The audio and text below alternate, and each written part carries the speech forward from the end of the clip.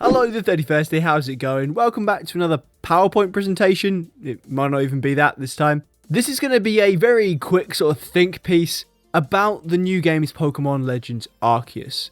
Because it's something that's been on my mind recently. And that's, are there going to be indigenous Sinnonian people in these games? When we think about Sinnoh, at least when I think about Sinnoh, I often think of it as being the most ancient region. Mostly because its mythology dates back, supposedly to the creation of the universe and the creation of Earth. All these very ancient topics, as well as a variety of ruins scattered around the region, really make it seem like it's a very old place. However, as described in the trailer of Legends Arceus, the village that we hail from has just been established. It's a new colony of sorts, made by people of different regions who have all come and settled in Sinnoh. And they describe the rest of the Sinnoh region basically being an untouched, vast wilderness where seemingly no humans exist. And so it's just got me thinking, is Sinnoh as old as we always believe it to be,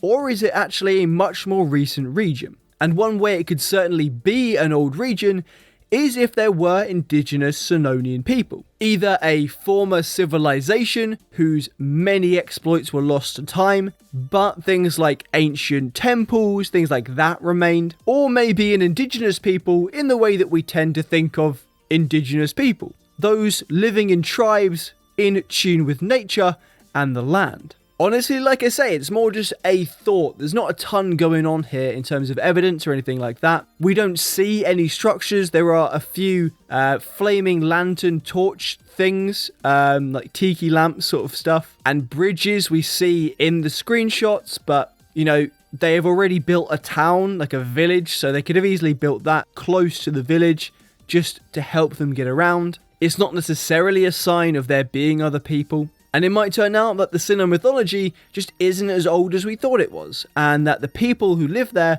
made it up some time after maybe seeing Arceus in this game. And again, stuff like Snowpoint City, where Regigigas is imprisoned, it certainly could only be a few hundred years old. It seems like it could be older, but we're going to have to wait and find out. It should be a lot of fun. This is something I think Bulba Trainer could do very well. I think he could do a really good piece on this. He could definitely talk a lot more than I could about it. But let me know what you think in the comments below. Do you believe there's going to be some sort of indigenous people living in the Sinnoh region, or a former civilization, anything like that?